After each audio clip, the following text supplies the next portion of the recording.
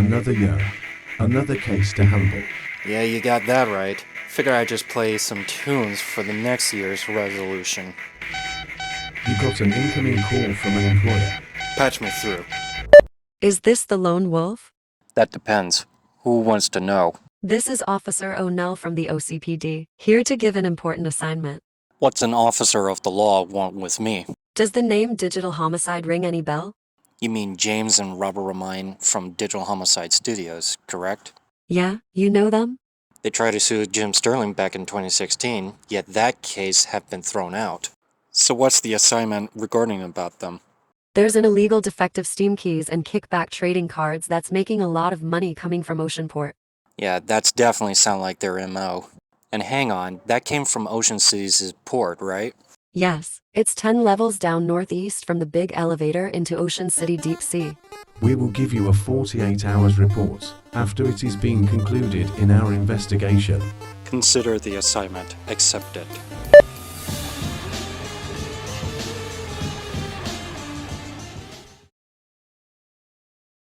Who exactly is Digital Homicide? They're an independent video game company run by two brothers in Arizona, James and Robert Romaine. They got the reputation of being as one of the worst developers in human history by trying to sue a games critic that just talked about their games, as well as the 100 anonymous Steam users back in 2016. To make any kind of sense of it, I need to go back 3 years. Back to the night the pain started. In the early 2010, Valve created a system called Steam Greenlight, a quality control method where people voted games that get its stamp of approval, based solely on gameplay, snapshots, and game trailer. To fully understand what quality control is in video game, allow me to explain it in a brief history. Once upon a time in the early 70s, there is a company called Atari that started theirs in 1972. They were a recognizable company going into the early 80s up until the video game crash of 1983 when they lost $500 million. The reasoning behind that was that there was no seal approval, no playtesting, no nothing, just to make for sure that these games were well put together before shipping. That is until 1985 when Nintendo came along and made for sure that these games have the seal of approval, making for sure that these games were well put together and play tested before it got shipped. I've talked about it in my first episode, which the link is in the description. So what about Steam Greenlight, I hear you asking? Well, it sounds like it's a good idea if it were on paper. See what it is, as it became a notorious shithole. From badly programming video games, with piss-easy to find assets being cobbled together by making a quick buck under Valve's noses, while good video games are being buried in mountains of shit games. Yeah, this is becoming a bad oversight in the Steam community. So bad, in fact, that there is an operation called Operation Cleanlight, but we will get to that later. So what's the story behind Digital Homicide Studios? The company started in 2014 and got caned almost at the end of 2016 into early 2017. What happened was that there was a mass lawsuit in 2016. But we're getting ahead of ourselves and we need to start from the beginning. It's important to note that I don't have these games since it's been pulled out of Steam long ago, ever since 2016. Plus there's two different stories in the matter, the games front and the lawsuit front. All of it is being told from the perspective view of a games journalist who is being sued by the Romaine brothers.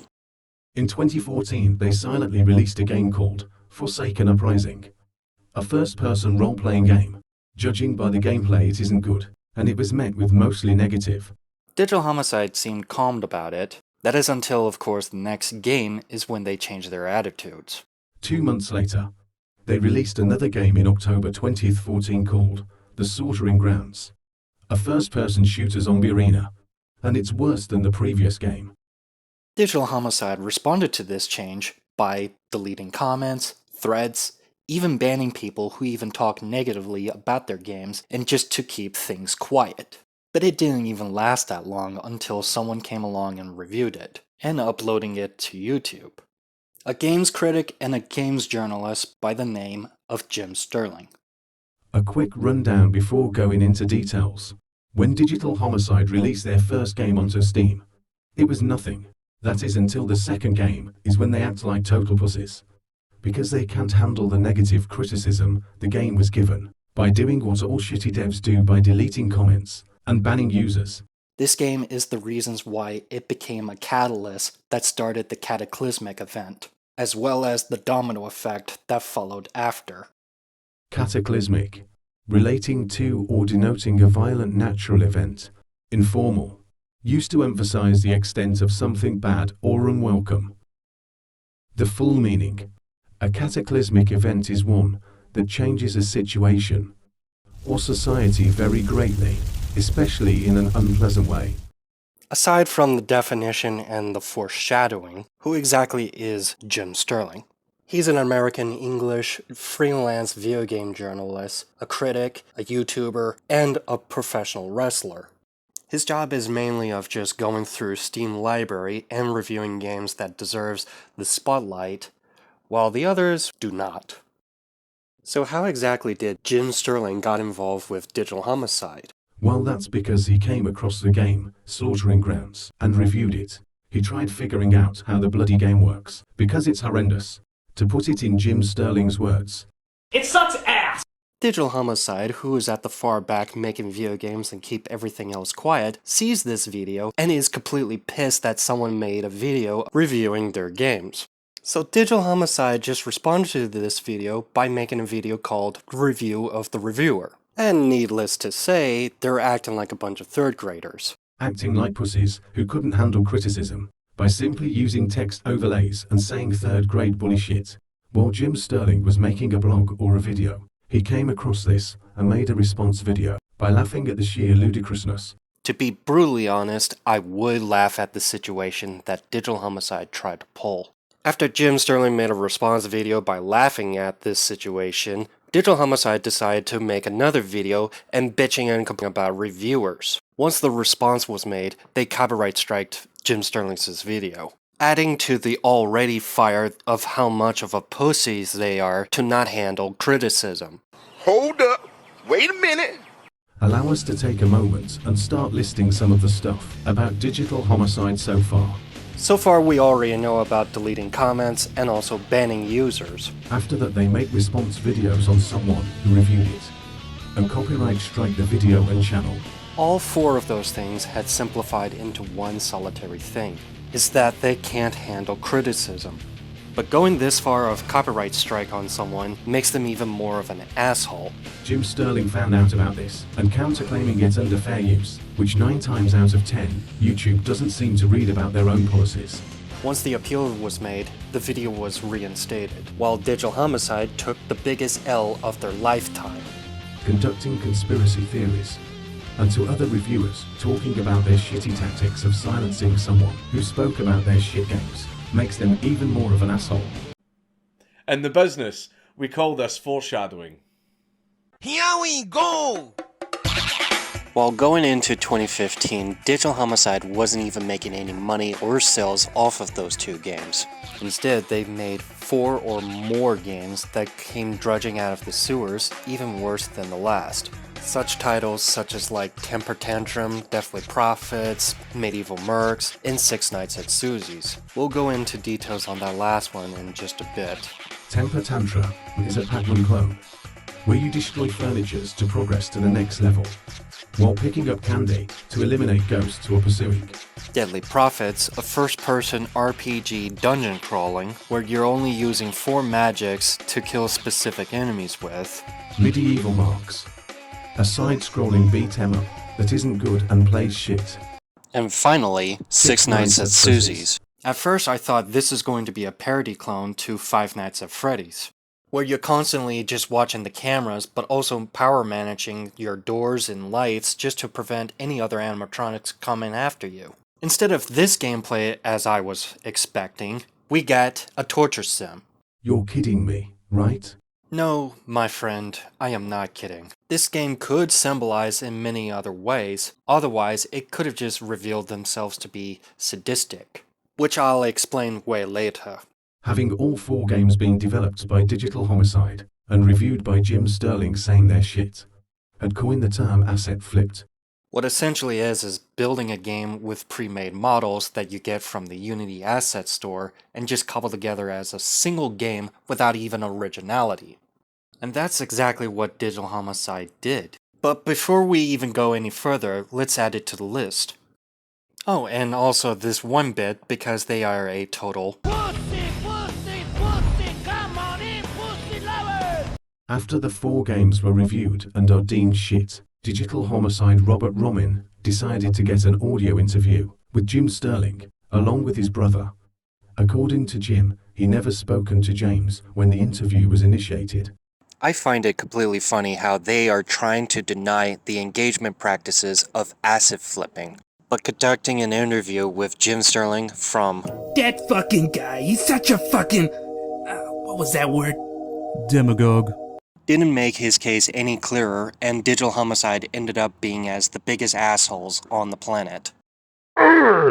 After that, there are 3 more games that came out of the woodworks, such titles like Galactic Hitman, Devil's Share, and Attrition Nuclear Domination. The funny thing about them is that it came from 2 different companies, such as MicroStrategic Designs and of course ECC Games. When Jim Sterling reviewed those 2 games from ECC Games, he got an email from them and said that they have nothing to do with those blasphemy. On top of that, they're completely pissed that someone else is pretending to be them. After Jim read the email, he started to look into the fake ECC Games and found out that it belonged to Digital Homicide. Remember how they tried to take down Jim's video and then became the biggest asshole after that interview? Well, that's because they gained infamy by their reputation. So instead of facing criticism, they gained infamy by tarnishing their reputation. Like Harold Camping and Family Radio in 2011. After that whole May 21st fiasco, the end of the world, Family Radio's reputation was tarnished after Harold Camping's predictions. He predicted that May 21st was going to be the deadline until he made another prediction thinking that October is going to be the real deadline. He's already a sinner after making that first prediction. According to Matthew 24:36, it states that no man can know the day or the hour. But getting back to Digital Homicide, after having found out about the 2 accounts, Jim thinks that the artwork for Galactic Hitman was taken from DeviantArt, much in similarly to the Slaughtering Grounds a year ago. Allow me to explain this further. See, Jim Sterling, however, has a website that has all his blog posts being posted. Anything ranging from shitty developers to Digital Homicide and the case of the sock puppet developers. According to Jim, he initially thought that the artwork for Galactic Hitman must have taken somewhere else, much like the Slaughtering Grounds' artwork from DeviantArt. According to James Remine, he said that he actually bought Galactic Hitman's artwork from Shutterstock. In a panic, they tried to pull the plug. Within 40 minutes of publication, and corrected the article. According to Jim, with a phone call with Robert, that tens of thousands of people have seen the article. Robert admitted he didn't have screenshot proof, and neither does James, the total pussy. Jim admitted that the article existed at one point, yet he corrected the article so quick that not even an archive picked it up. See, this is the exact reasons why I like about Jim, is that he admitted of his own mistakes. Unlike those 2 psychopaths who can't even admit shit on their own downfall. Well, let's not start sucking each other's dicks quite yet. Going back to Robert, he said that there will be a lawsuit, unless Jim signs an agreement to never talk about them again. Jim countered it and said that he needs to speak with his legal team. Robert didn't even like what he was hearing, and he shouted at Jim stating that the decision has been made, and ended the phone call. I can imagine the scenario it's playing through.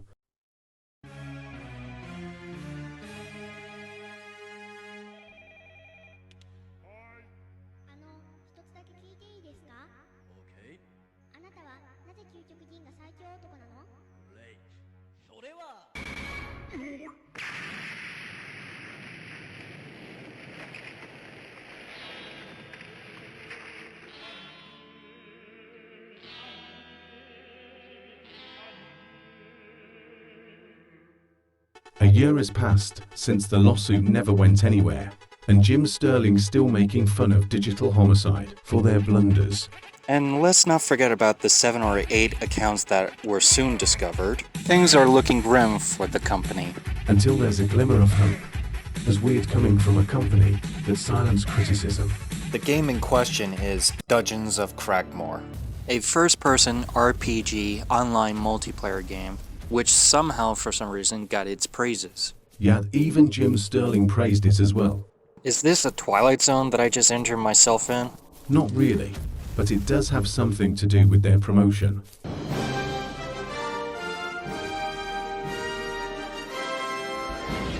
Young people from all over the globe are joining up to fight for the future. I'm doing my part. I'm doing my part. I'm doing my part. I'm doing my part too. They're doing their part. Are you? Join the Digital mobile infantry Homicide. and save the world. Service guarantees citizenship. Yes, our colony has a place for everyone. Are you a brilliant scientist? Or do you prefer working with your hands? Have you been rejected from every other colonist program? What the fuck? Not to worry. Halcyon accepts the lowest aptitude scores of any Earth Directorate colony. I'd buy that for $1. Improve yourself through our career development program. Sharpen your reflexes. Strengthen your muscles. Practice your social skills. Thank you for considering me for your ship crew and/or outlaw gang. Injured on the job? Don't worry. Our board-certified insurance program covers a wide range of conditions, like robophobia, permanent concussions, and fear of heights. The board cares about your security. That's why all of Halcyon's workers have the means to defend themselves. We've got pointy weapons, smashy weapons, brainy weapons, and shooty weapons. From Spacer's Choice to Hammersmith, your local grocer carries it all. Ammo sold separately. Come join our corporate family. You won't find a warmer. Let me apologize in advance. I'm about to ruin your day. Friendlier, or harder working community of employees anywhere in the universe. So don't wait. Sign those indenturement contracts and get on board the next ship bound for the outer worlds. Hello? The Halcyon Colony, a better home for better people. Hey, that's pretty good.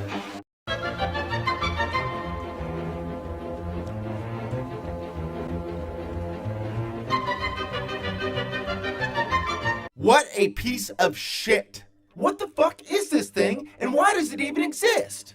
I know, right? Because I can't even believe they just took 1997's Starship Troopers, a movie that I recognize right off the bat because of its intro, and then splice it with 2019's critically acclaimed video game, Outer Worlds, a game that I just remember playing it on my PlayStation recently. These two had the goal to acid flip this ad campaign. And you really want to know what's so sad about this ad campaign? Is that those are just only two people in the program. The very same two people who are oversensitive pussies who can't even handle criticism. And they made a good game out of this one? Dogs and cats living together, mass hysteria. But wait, it gets better. By better, I mean it gets worse from there. Not only they made something good, and everyone liked it in first glance, they managed to hit the reset button and made 20 shitty games afterwards. Yeah, that doesn't surprise me anymore, and you pretty much guess what's about to happen afterwards. Let's see. I wager that Jim is reviewing their crap-made games again, and Digital Homicide are threatening him with lawsuit again, correct? Yeah, half of it is correct. But instead of threatening him with lawsuit, they literally went and sued him. You have got to be kidding. This is no joke, they actually sued him. For how much, you ask? Get this, $10 million. Now hold on a minute. Let me process this and reviewing it, along with the Board of Shame if you please. First of all, they made 2 shitty games in 2014. One received negative reviews, and which they shrugged off by making another game. It got negative reviews, only they got a step further by deleting comments and banning users alike, making concrete evidence they are oversensitive pussies who couldn't handle criticism. Correct. That's when Jim Sterling came and blew the lead off about their failure of a game, as he put it. The Roman brothers being oversensitive, they argue back and forth in videos, until they decided to copyright strike his video. Jim Sterling appealed it, thinking the Roman brothers would go further into court if they continue on, which is unfortunate, because the video went back up, and Jim Sterling's still in good standing after it was resolved. Using this logic, they tried to threaten him in court, as some failure attempt to keep him quiet. This is my first thought too, because if they continue back and forth such as like this, Jim would have basically of course take YouTube to court, but also the Romain brothers as well.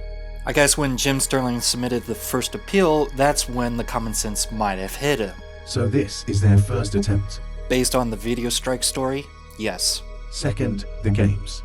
So after Jim Sterling made a video about them is when more games were coming out of the woodworks. One of them of course is 6 Nights at Susie's, a torture simulator that shouldn't be on Steam Greenlight. My theory is that it has something to do with Jim Sterling, how he blew the lid off this entire story about how low-tier developers, such as like the Romain brothers, being as asset flippers. By building games with pre-made assets from websites they didn't made, the Romain brothers had gone to deny engaging in this practice, even though there are evidence that said it otherwise. Robert was the only one that talked to Jim, and not James. It was during the interview where they concocted a theory that Jim is a competitor to them. I don't have to prove myself to you. Using your logic, that must prove I am not a villain. It would be a hopeless cause to explain it to you. And Jim left the interview unscathed, while the Romain brothers are being egotistical pricks. Just to address the misunderstanding is that Jim Sterling is a voice actor, while the Romain brothers are just developers. I don't see how it would be logically possible considering that there are two different things. Was it because of the journalism that they're being salty about it? Or was it because of their theory that Jim does do business in Arizona, and drawn to that conclusion, considering that they are from that state? Whatever foregone conclusion or theory, there are no physical evidence that he does do business in Arizona. This will be brought up later as one of the 3 dismissal that Jim needed it. Then 3 more games were made under 2 accounts that are linked to Digital Homicide. The Really CC Games emailed Jim that they have nothing to do with the garbage until it was discovered. 7 to 8 accounts were uncovered, is when the easy-baked bullshit blew wide open. Jim Sterling made a mistake about the Galactic Hitman's artwork, was taken elsewhere and similar to the slaughtering grounds. I can understand why Jim would think that. If, let's say, I reverse Google image searched, and let's say that it's at the same website just like the Slaughtering Grounds' artwork was, that would mean that I would draw the same conclusion just like Jim would think. But none of it matters because James just drops the biggest bombshell that he got it from Shutterstock. Jim found out and corrected it within 40 minutes with an apology. That's when Robert called Jim and threatening him to take it to court unless he signed an agreement to never talk about them again. See, that's the part that we forgot to mention.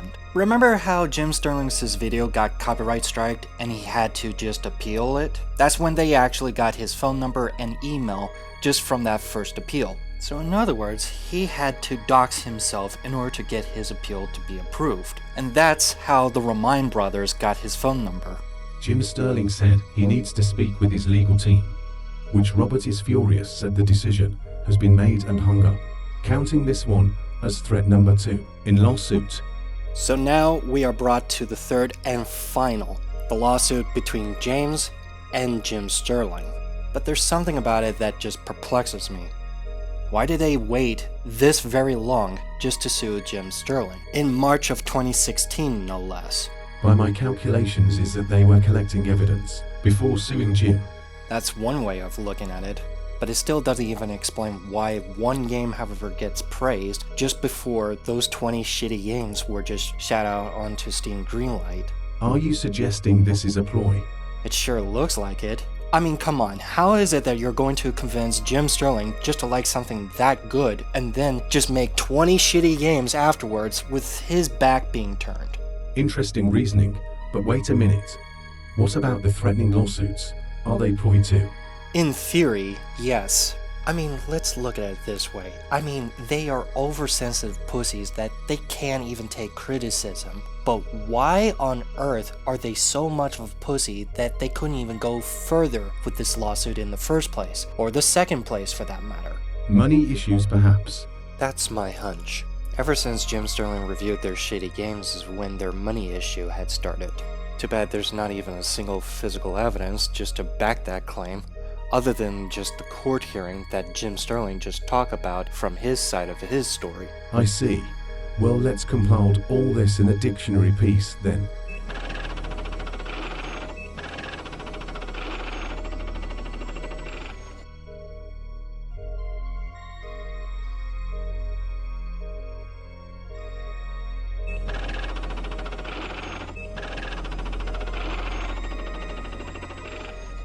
Looks are okay here. Now let's just... Uh-oh. What is it? Warning, warning. Lawsuits inbound. Ah, shh.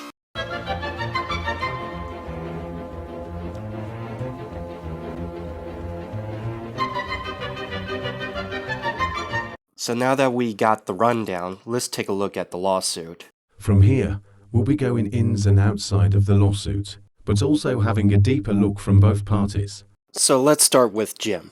So after reviewing Dungeons of Cragmore, which received positive, and also more of the shitty games afterwards, the Remind brothers had had enough of Jim just meddling in their own plans and decided to just sue him. Remind v. Stanton Mark 1. Nature of suit, 320 assault, libel and slander. The amount demanded in compensation for me doing some YouTube videos and articles about their shit business practices and horrible attitudes toward the general public, $10,761,000. Now when I first heard and read this, I was like, what in the absolute oven-baked bullshit is this?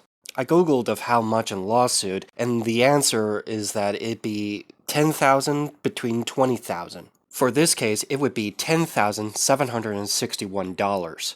It really shows the characteristics of how much of a greedy pigs they are, despite of not knowing of how the lawsuit works. And then we come across this equation. By calculating the numbers, we get $11,561,000, though taking the 000 off equals $11,561. With this kind of money, it would make sense, instead of making it so ridiculous by just putting it in the millions. There'll be more rounding numbers like this later. The reasons for the lawsuit was defamation of character. Jim made an article that said the artwork was taken from elsewhere. The thing is about the article is that Jim made a mistake when James said he got it from Shutterstock. Within 40 minutes of publication is when the article was rewritten with an apology. That's when I amended it, within 40 minutes. Remind says tens of thousands of people viewed the article in that time, but he has no proof of that, and neither do I. You gotta remember, this was the strongest accusation James Remind had. An accusation he seemed to be basing solely on the retraction I myself had published, because the original version of the article existed so briefly that not even an archive of it exists. In this one, I absolutely agree with Jim, because the Remind brothers don't even have photographic evidence, and neither does Jim for that matter. Jim admitted that yes, there was an article that existed at one point, yet he corrected it within 40 minutes of publication that not even an archive would just stored it. In short, he made a mistake and just corrected it. Which there is a reasons why I like about Jim is that he's willing to take responsibility versus the Remind brothers who is not taking responsibility of this gravity of the situation. An honest mistake I'd made and corrected so quickly that even Remind admitted he couldn't find the original version. The only proof it exists is the fact I admit it once existed. Yeah, I made a mistake and corrected it too quickly for a single snapshot to even exist. And this is the one the Reminds tried to intimidate me with before they went litigious. Jim has the original document that he received in March of 2016 and goes over the smaller claims the Remind brothers said was libel. Hearing the claims as libel for me and my colleague is absolutely garbage to unhear. Important, but there are some really desperate ones in here that I thought we'd go through together. So, count 6 libel per quad. On September 24th, 2015, the defendant states in the article, being as sly as the wet bandits, comparing the plaintiff to an incompetent thief, parentheses, reference to the movie Home Alone. That part right there, I just laugh because they seriously believe this is libel. Like, huh? Because that's the stupidest claims I have ever heard. He goes on for the next fewer claims, which I'll explain in definite details about it. We've got count 7 libel per quad. When not using the plaintiff's given name, the defendant often uses a modification to the plaintiff's last name as Romano, attempting some form of relation to a mob or mafia family, dash a criminal reference. This is done in many locations and videos as well as the article.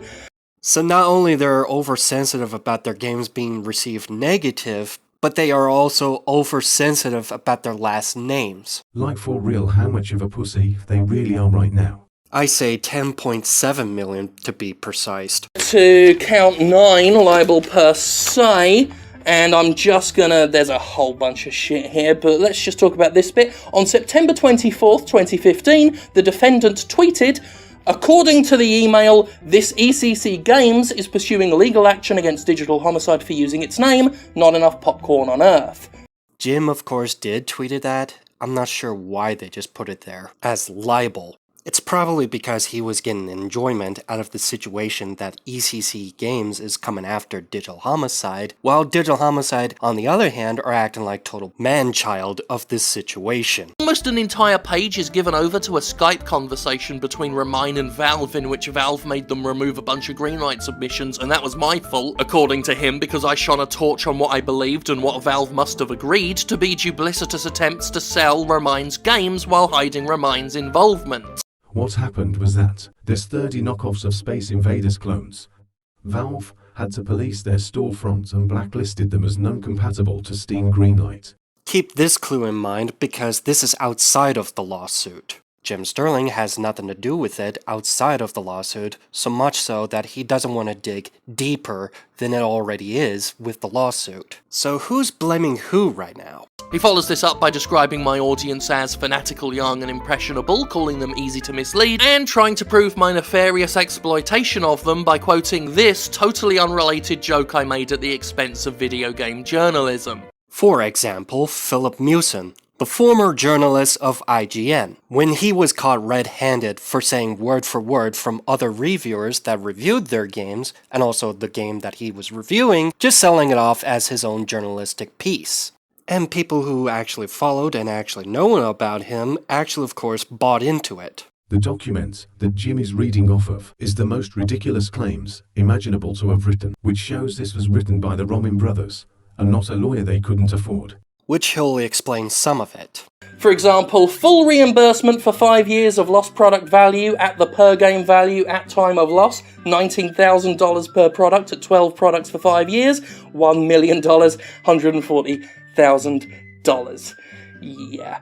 I don't know how they got this number. All I do know for a fact is that they keep taking their games off and on off of Steam for 4 or 5 times just to reset the negative reviews.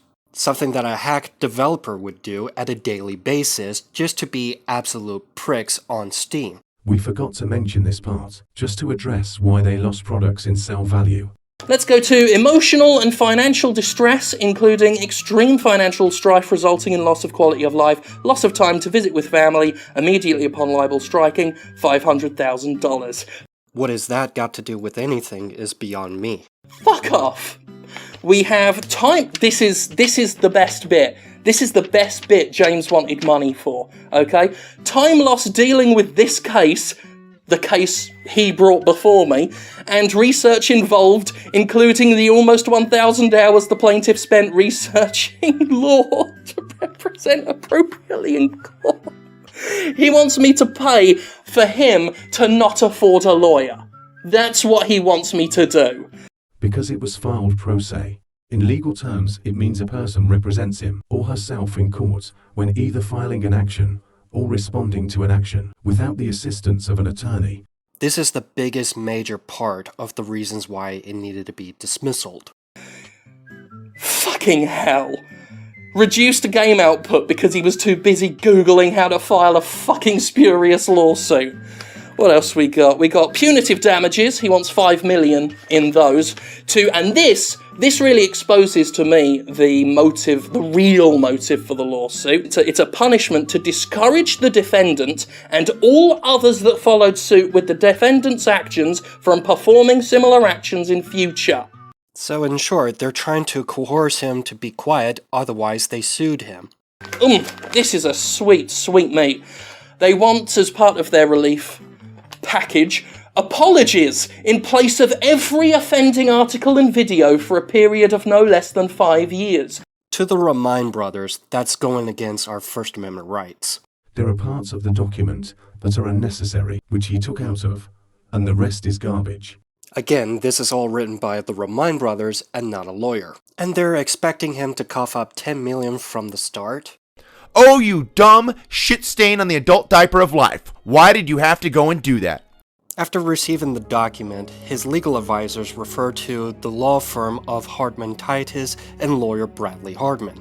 Jim has spoken to people while getting into contact with Hardman are met with confusion and contempt because of the allegations and also the financial compensation.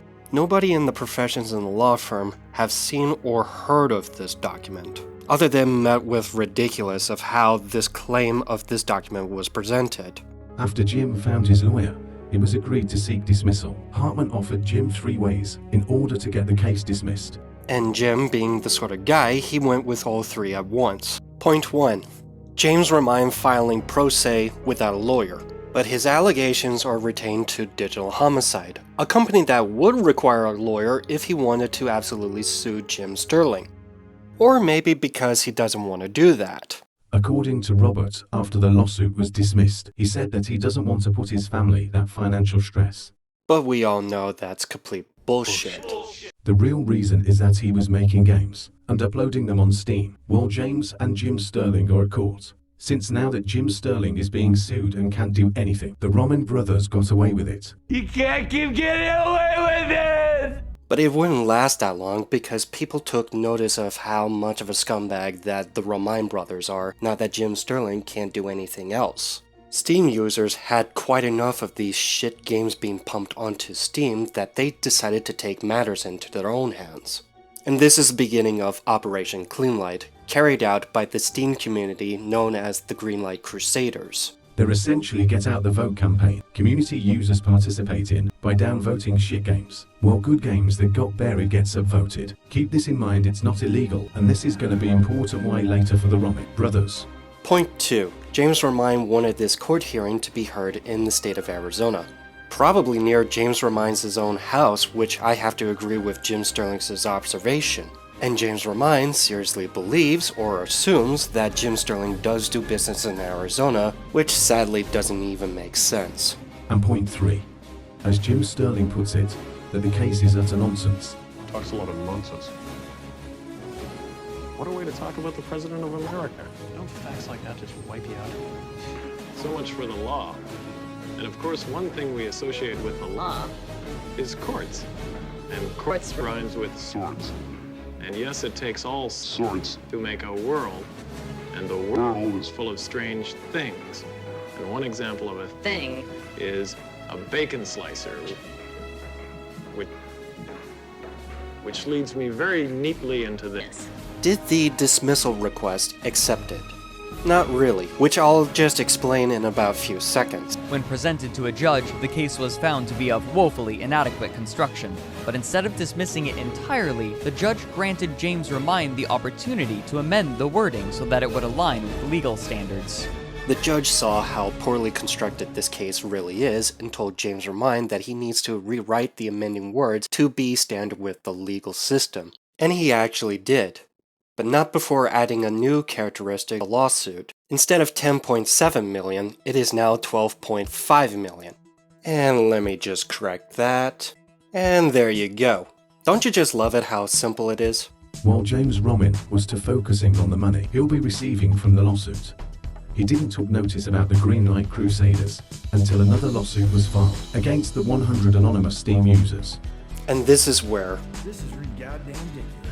So not only Jim is being sued for 12.5 million, You now, however, have 100 anonymous Steam users being sued for 18 million. Luckily, this event didn't go anywhere, as Valve, who responded to the subpoena by purging their accounts and their games. Doug Lombardi, the VP Marketing of Steam, responded by saying that they cut off ties with Digital Homicide because of how hostile they became with their customers. And it's a very good reasons why, because the information about the subpoena is that it gives much of the information on 11 out of 89 Steam users' privacy information, where they live. Which really doesn't even surprise me. Imagine making your own ham sandwich at your own home one day, and then all of a sudden James Remine shows up out of nowhere and just kills you right off. If that's not a scary thought, then I don't know what is. Since now that Valve had severed ties with Digital Homicide and kicking them off of Steam, the lawsuit against the 100 anonymous Steam users had been dropped, though the lawsuit with Jim Sterling is still ongoing. I can only think of two reasons. Either A, they don't have the finances now that Valve have cut ties with them, or B, they dropped the lawsuit against the 100 anonymous Steam users and focusing on Jim as some sort of a contingency plan. Yet it seems obvious that this is all the above. But getting back to the lawsuit, the Roming brothers didn't give up after the lawsuit was thrown out, and had to rewrite the document is when this continued. I figured it would be best to explain about their attempts outside of the lawsuit. They attempted and failed to raise funds from PayPal and GoFundMe, put too many greenlight submissions that Valve had responded to this situation and policed its storefront and taken down most of their games being as non-compatible. And since while we're here, I figure we explain about two important details. The Steam trading cards and the Steam keys. What's disturbing about the Steam trading cards is that the Roman brothers are getting a kickback out of them if users sells them, and the Steam keys are bought from various websites if the games are getting upvoted. This is just a sad level of desperation just trying to sue Jim Sterling. By January 13th, 2017 is when the dismissal was granted partially, but not fully. The judge told him that he needs to amend the writing as himself as an individual, otherwise he'll pursue the lawsuit as a company and has to be assigned with a lawyer, which means dragging Robert Remine's ass out of the corner and going into court. Unfortunately, just like last time, he rewrote it again and bumped it up to $15,326,000, though if it were taking to court it'd be $15,326. This is one of the biggest news in social media and the biggest dumpster fire that it ever exists. The third incarnation of the lawsuit is sporadic, hard to follow. Neither does Jim or his lawyers for that matter knows what the hell he was talking about half the time or the entire day. Again, this is one of those desperate attempts, but also the contingency plan just to focus on Jim and not the 100 anonymous Steam users. And during that, James needed to speak with Jim's lawyer, which is probably another feeble attempt. Unfortunately, this came out completely different. And now for something completely different. Jim Sterling was never even present, except for Hartman and James that were discussing about the lawsuit. Hartman told James that he is royally screwed if he was taking this to court. And now having the common sense to realize that he is royally fucked, he decided to drop this with prejudice. But not before almost committing fraud with the signed edit document. Jim's lawyer thwarted James Remine's plan for the last time, and Jim Sterling is in the clear. But this also serves as an example of what not to do in the video game industry as an independent. We have a lot of freedoms in this country. Freedom of speech, freedom of religion, freedom to be a total asshole. But just because you have the freedom to do something doesn't mean you should. I mean, you could probably fit 4 or 5 of your own fingers up your own butt, stick your dick in an electrical socket, or drink a half-gallon milk jug filled with platypus semen that you spent weeks collecting on trips to the local zoo. Just because you can do something doesn't mean it's always a good idea. You can go ahead and shit on a game's critics all you like, but suing the person you don't know for more money makes you the biggest asshole on the planet to not avoid criticism. And that's the bottom line, 'cause Stone Cold said so. That I absolutely agree and could have put it better myself in those words. Unfortunately, there is still the aftermath that we need to give the quick rundown for. Loot 2 Games is another account that Roman Brothers created after Valve permanently closed their account and purged all of their games. They have it on their website, Facebook account, and yes, even on Steam. It didn't take that long for users to know that this is linked to Digital Homicide, and it was discovered that it is operated by Robert Roman, the man that interviewed Jim and the last phone call before court. Surprisingly, James Roman doesn't have an account, otherwise he'd be threatening customers left, right, and center. But none of it really matters now. The official story is that yes, they are on Steam for Valve to close their account again, yet they're not selling anything other than Steam keys giveaway that doesn't work. A few years later, they have a website called Digital Homicide Uncensored. And those two pack of used condoms had the audacity to use this as a tagline the moment that you clicked onto it. So what exactly is this website about? the video games and oversized jeans and their stupid sense of humor. But also the 3 blog posts trying to blame Jim. To be honest, I didn't even bother reading those blogs because I already know the truth, then these 2 pathological liars couldn't. Plus they're the contradiction to themselves for censoring people that talked about them, even including the negative reviews. If I were them, I wouldn't be going around spewing that crap. All these blog posts are written, again, by Robert Roman. I guess James Roman is a lost cause and a liability during the aftermath of that lawsuit. It wouldn't surprise me to hear that mute drama queen for a change, because he's always a coward when Jim Sterling is here. Yes, coward. Not only he's the biggest pussy on the goddamn planet to not handle criticism, he is also the biggest coward for not speaking to Jim. And it's a damn fact. Yeah, that's not at all uncensoring now, is it? Anyways, let's get a move on to our operations, now that we got information on them.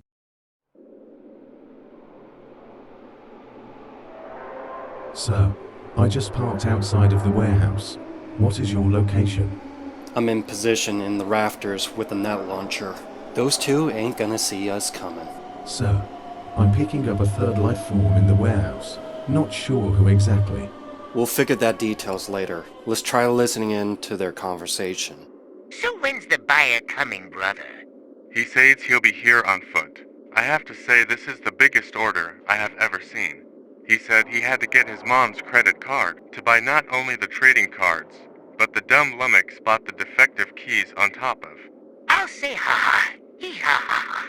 Sir, whoever this buyer is didn't know the keys are defective. And we finally got this on tape. It's time to take action. What was that? Look up in the rafters. Ugh. Oh fuck, it's Hoxton. Guten Tag, gents. It seems like you gentlemen just got yourself a big buyer just to buy all those Steam keys and trading cards. Listen, man. If everyone stopped making deals like this, does your job still exist if there's nowhere else to be made? Oh, don't pull that feeble attempt just like you did with Jim Sterling, Robert. If I'm being arrested, I have the right to have a lawyer. The mute drama queen speaks. Let's see how that plays out the last time you try to sue Jim. Now, getting back to the business at hand, gentlemen. Who's your buyer? We ain't saying anything, bounty hunter. Then I'll have to find out without your noggin, Robert. Rook, drive in and open the cell cage. We got him. Right away, sir, to job well. Shit! Sir, status report. Someone's making a grand entrance through the wall. I don't see who it is through the smoke and fire. I'm driving in hang tight. Whoever it is, he sounds big. Where's my trading cards, you jerks? No, it can't be. Sir, who is it? It's Chris.